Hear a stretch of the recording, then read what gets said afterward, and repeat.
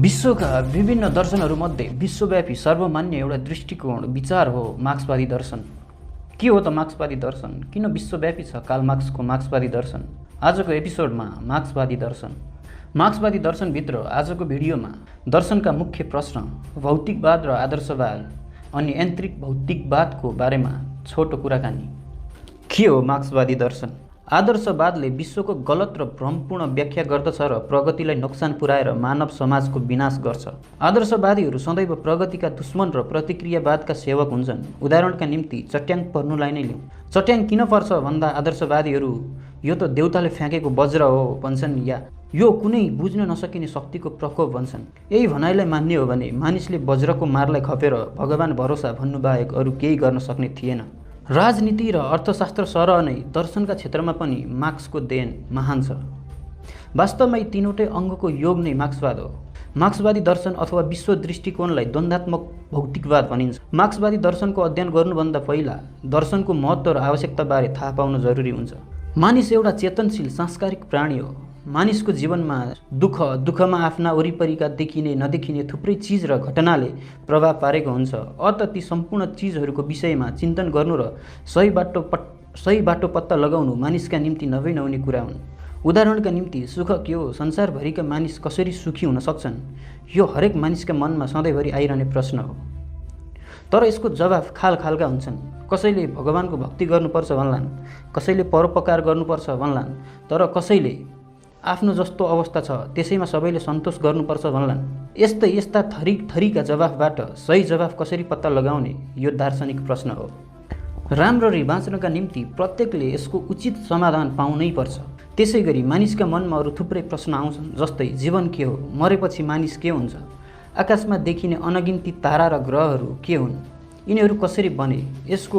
यो विश्वको रचना कसले गर्यो? आदि यी प्रश्नहरूको जवाफ दिनु दर्शनको काम हो। झ्वाट्ट हेर्दा यी प्रश्नको व्यक्तिगत जीवनसँग के वास्ता छ र भन्ने लागे तापनि यी ठट्टाका कुरा होइनन्। आफै यिनको सही जवाफ भेट्टाउन नसक्ने मानिस ज्योतिषले आज मर्ने मान्छे सोझै स्वर्ग पुग्छ भनेका भरमा कुरा नबुझी खुरुक्क सुलीमा चढेर ज्यान फाल्ने राजा जस्ता उल्लु हुन्छन् अनि बाठाबाट मन परि ठगिन्छन्। जीवन र जगत सम्बन्धी माथिका प्रश्नको एउटा न एउटा जवाफ दिन हरेकले जानेकै हुन्छ र ती जवाफबाट संसारका वस्तुबारे उसको सोचाइ अर्थात् दृष्टिकोण कस्तो रहेछ त्यो थाहा पाइन्छ। यस प्रकार दर्शन के हो भन्ने कुरा बुझेको भए पनि नबुझेको भए पनि हामी संसार र यहाँका घटनाको व्याख्या गरि नै रहेका हुन्छौँ, चाहे हाम्रो व्याख्या गराइ सही होस् वा गलत। यसकारण हामी त्यसै पनि एउटा न एउटा दर्शनको प्रभावमा परेकै हुन्छौँ। तर मुख्य कुरा छ सही दर्शनलाई अँगाल्नु, अर्थात् प्रत्येक वस्तु र घटनालाई सही ढङ्गबाट हेर्ने र व्याख्या गर्ने ठिक दृष्टिकोणलाई अँगाल्नु। सही दर्शनको मानिसले बाटो देखाउँछ। दर्शनको समस्त विश्व, प्रकृति, विचार र विभिन्न घटनाका उत्पत्ति र विकासका आम नियमको ज्ञान दिलाउँछ। सही दर्शन मानिसका निम्ति दोस्रो आँखा हो। दर्शनका मुख्य प्रश्न। हामीले आफ्ना वरिपरि असङ्ख्य वस्तु र घटनालाई निहालेर हेऱ्यौँ भने संसारमा दुई प्रकारका चिज पाउनेछौँ। एक किसिमका चिजलाई हाम्रा आँखा, कान, नाक, छाला, जिब्रो आदिले 5 ज्ञानेन्द्रियले थाहा पाउन सक्छ। तिनीहरूको नाप, आकार र तौल हुन्छ, जस्तै हावा, पानी, ढुङ्गो, किताब इत्यादि। तिनीहरू हामीदेखि बाहिर र स्वतन्त्र छन्। हामी भए पनि नभए पनि ती रहन्छन्। यस्ता चिजलाई पदार्थ अर्थात् भौतिक वस्तु भनिन्छ। दोस्रो प्रकारका चिजहरूलाई हामी देख्न र जोख्न सक्दैनौँ, अनुभव मात्र गर्न सक्छौँ, जस्तै विचार, भावना, इच्छा इत्यादि। यी हामीदेखि बाहिर र स्वतन्त्र रूपमा रहन सक्दैनन्। यस्ता चिजलाई चेतना भनिन्छ। अब यी दुई प्रकारका चिजमा अर्थात् पदार्थ र चेतनामा पहिलो कुन चाहिँ हो? पदार्थले चेतनालाई जन्म दिन्छ कि यसको विपरीत चेतनाले नै पदार्थलाई जन्माउँछ? यो दर्शनको सबैभन्दा पहिलो प्रश्न हो। किनभने दर्शनको अरू समस्त समस्याको समाधान यस्तै प्रश्नको उत्तरमा भर परेको हुन्छ। यस प्रश्नको उत्तर दिएअनुसार दार्शनिक दुई भागमा बाँडिएका छन्। पदार्थको उत्पत्ति हुनुभन्दा अघि नै चेतनाको अस्तित्व थियो र चेतना पदार्थको उपज हो र चेतनाले पदार्थको अस्तित्वलाई निर्धारण गर्दैन, बरु यसको उल्टो पदार्थले चेतनालाई निर्धारण गर्दछ भन्नेलाई भौतिकवादी भन्छन्। प्रश्न छ, यी दुई विचार एक अर्काका पुरै विरोधी छन्। मार्क्सवादी दर्शन भौतिकवादी भएको हुँदा अब हामी दर्शनका यी दुई भागका विचार के हुन्, यिनमा कुन चाहिँ सही हो भन्नेतिर विचार गरौँ। भौतिकवाद र आदर्शवाद। हुन त आदर्शवादीहरू पनि थरीका छन्। एक खालकाहरू विश्वको सृष्टि चेतनाले गरेको हो भन्छन्। अर्का खालकाको भनाइअनुसार विश्वको सिर्जना मानवीय चेतनाको कुनै निरपेक्ष विचार सर्वव्यापी आत्मा वा ईश्वरले गर्दछ। तर जे भए पनि सबै आदर्शवादीहरूका विचारको निचोड भौतिक जगतदेखि अलग रहेको स्वतन्त्र शक्ति नै समग्र विश्वको रचयिता हो भन्नेमा नै पुग्छ। यसलाई ईश्वर र धर्मबाट अलग गर्न सकिँदैन। लेनिनले आदर्शवाद नै पुरोहितवाद हो भन्नुभएको थियो। भौतिकवादले हामीलाई के देखाउँछ भने संसार स्वभावले नै भौतिक छ। संसारको संरचना, रचना र विकासका निम्ति कुनै ईश्वर वा विश्वव्यापी आत्माको खाँचो पर्दैन। पदार्थको अस्तित्वको कुनै आदि अन्त्य छैन। यो अनादिकालदेखि थियो र अनन्तकालसम्म रहिरहन्छ। पदार्थभित्रै रहेको गतिका नियम बमोजिम संसारको विकास हुनेछ। आदर्शवादीहरू के भन्छन् भने चेतना पदार्थमा भर पर्दैन, पदार्थ नभए पनि रहन सक्छ। यसको उल्टो भौतिकवादीहरूको दावा छ। पदार्थ वस्तुगत तथ्य हो, अनुभव र चिन्तन गर्ने मानिस हो। मानिस नै नभए चिन्तनको कुरै आउने थिएन। भौतिक पदार्थकै विकासको परिणामस्वरूप मानिस बनेको हो भन्ने कुरा विज्ञानले सिद्ध गरिसकेको छ। प्रणाली सृष्टि हुनुभन्दा अघि पनि प्रकृति थियो, तर चेतनाको अस्तित्व कहीँ थिएन। मानिसको चिन्तन गर्ने मस्तिष्क नै स्वयं भौतिक विकासको उपज हो। यो सूक्ष्म र जटिल भौतिक वस्तुहरूको बनोट भएकाले गर्दा नै चिन्तन गर्न सक्नु र नसक्नु मस्तिष्क स्वस्थ रहनु नरहनुमा भर पर्छ। मार्क्स भन्नुहुन्छ जुन संसार भौतिक छ, इन्द्रियहरूबाट थाहा पाउन सकिन्छ र जसमा स्वयं हामी छौँ, त्यही नै एकमात्र सत्य हो। पदार्थ चेतनाको उपज होइन, तर स्वयं चेतना नै पदार्थको सबैभन्दा ठुलो उपज हो। आदर्शवादीहरू संसारलाई रहस्यपूर्ण ठान्छन्। उनीहरूको सोचाइअनुसार संसारभरि यस्ता थाहा पाउन नसकिने कुरा छन् जसको वेद विज्ञानले कहिल्यै पाउन सक्दैन।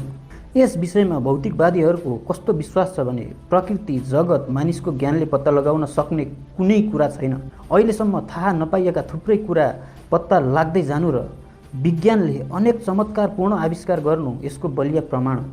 आदर्शवादले विश्वको गलत र भ्रमपूर्ण व्याख्या गर्दछ र प्रगतिलाई नोक्सान पुर्याएर मानव समाजको विनाश गर्छ। आदर्शवादीहरू सदैव प्रगतिका दुश्मन र प्रतिक्रियावादीका सेवक हुन्छन्। उदाहरणका निम्ति चट्याङ पर्नुलाई नै न्यू। चट्याङ किन पर्छ भन्दा आदर्शवादीहरू यो त देउताले फाँकेको वज्र हो भन्छन् या यो कुनै बुझ्न नसकिने शक्तिको प्रकोप भन्छन्। यही भनाइलाई मान्ने हो भने मानिसले वज्रको मारलाई खपेर भगवान भरोसा गर्नुबाहेक अरू केही कुरा गर्न सक्ने थिएन।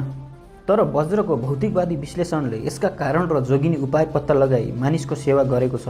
आदर्शवादीहरू विश्वको रहस्यबारे थाहा पाइ नसक्नु छ, केही गर्नु पर्दैन, सकिँदैन भनेर ज्ञानको अघि बढ्ने वेगलाई जबरजस्ती बाँधेर रोक्न बल गर्छन्। त्यति मात्र होइन, अहिलेसम्म नौलो खोज गर्ने फेरि शोषण नमेटाइ हुँदैन भन्दा चुसाहाहरूको मन फर्काएर उनीहरूको चुस्ने बानी हटाउनुपर्छ भन्ने पनि यिनै हुन्।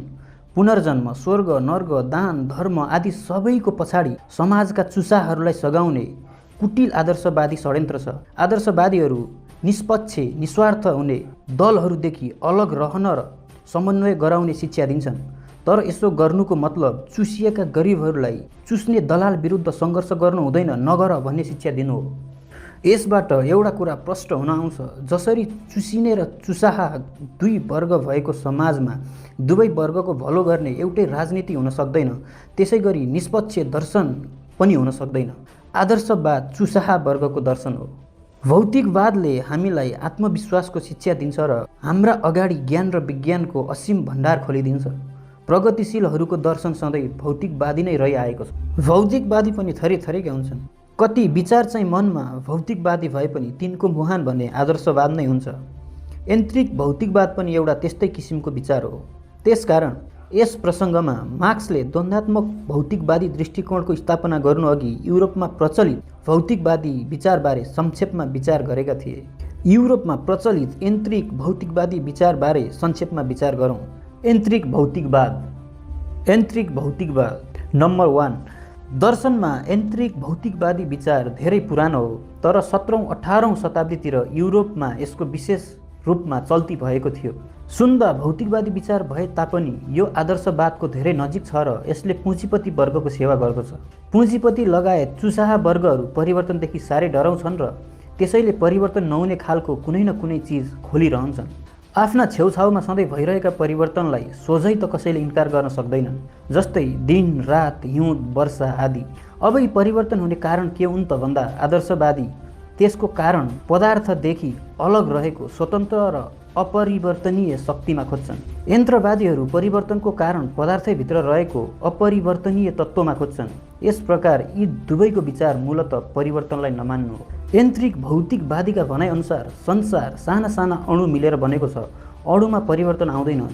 तिनै अणुको बाहिरी गति र आपसी क्रियाको परिणामस्वरूप हामीले देखिने परिवर्तन भएका हुन्। संसार एउटा विशाल यन्त्र हो र अणु यसका सूक्ष्म पूर्जा हुन्। यो धारणा गलत छ। मार्क्सवादी दृष्टिकोण अनुसार संसार तयारी वस्तुको थुप्रो होइन, संसार जटिल प्रक्रियाको परिणाम हो। यसलाई विभिन्न पदार्थ अस्तित्वमा आउने र अस्तित्व लोप हुने परिवर्तनका प्रक्रियाले कायम राख्छ। वैज्ञानिक अन्वेषणले विश्व प्रारम्भिक एकाइ परमाणु होइन र अझ इलेक्ट्रोन प्रोटोनसम्म अविभाज्य छैन भन्ने प्रमाणित गरिसकेको छ। नम्बर 2, यान्त्रिक भौतिकवाद के देखिन आउँछ भने पदार्थ स्वयं गतिमान छैन। पदार्थको विश्व यन्त्र निरन्तर चलिरहेको छ। त्यसो हो भने यसलाई सुरुमा चलाउन पदार्थदेखि बाहिरको शक्ति चाहिन्छ। त्यो कुनै सर्वोच्च शक्ति ईश्वर नै हुन सक्छ। यसको विपरीत सत्य के हो भने पदार्थलाई गतिबाट अलग्याउन सकिँदैन। गति पदार्थको अस्तित्वको रूप हो। त्यसैगरी समाजको विकास पनि समाजभित्रैको गति द्वन्द्व अन्तर्विरोधबाट हुन्छ। तर यन्त्रवाद अनुसार त्यस्तो परिवर्तन ल्याउन समाजमा देखिने स्वार्थ विकारबाट माथि उठेको ठुलो मानिस चाहिन्छ। यो निरर्थक साबित भइसकेका काल्पनिक समाजलाई सघाउने विचार हो। नम्बर 3, यन्त्रवादको अर्को धारणा छ बाहिरी शक्तिले गर्दा अणुको स्थान परिवर्तन हुन्छ र अणु यस्तो यान्त्रिक गति नै पदार्थमा पाइने गतिको मूल रूप हो। सारा परिवर्तन र घटनालाई यस्तो यान्त्रिक गतिमा घटाउन सकिन्छ। यसरी एक त यसको सिद्धान्तले पदार्थमा आउने आन्तरिक परिवर्तन र त्यसबाट हुने खास विकासका निम्ति कुनै ठाउँ राख्दैन र अर्को चाहिँ यसको भनाइ बमोजिम भौतिक गतिमा पाइने विभिन्न खाले प्रक्रियालाई एकै किसिमको यान्त्रिक गतिमा घटाउन असम्भव छ। नम्बर 4, यन्त्रवादले के भन्छ भने विश्वका सम्पूर्ण चिज एक अर्काबाट अलग पूर्ण स्वतन्त्र एकाइ हुन्। तिनीहरूको मिलन संयोग मात्र हो। सम्पूर्ण भनेको यस्ता अलग भागको योग हो। यो सोचाइ सरासर झुटो छ, किनभने कुनै पनि वस्तुको निम्ति अस्तित्वको अवस्था हुनुपर्छ। पुरै शून्यमा केही रहन सक्दैन। सबै पदार्थहरू एक अर्कासँग सम्बन्धित छन्। यस प्रकार यान्त्रिक भौतिकवादको निरर्थकता र भौतिक जगतका घटनाको व्याख्या गर्ने र यसको गलत तरिकाले बोध भएपछि अर्को सही र व्यापक भौतिकवादी सिद्धान्तको आवश्यकता पर्दछ। यो द्वन्द्वात्मक भौतिकवाद हो। भिडियो लामो हुने भएकाले यसमा द्वन्द्वात्मक भौतिकवादको कुरा गरिएको छैन। द्वन्द्वात्मक भौतिकवाद अर्को भिडियोमा।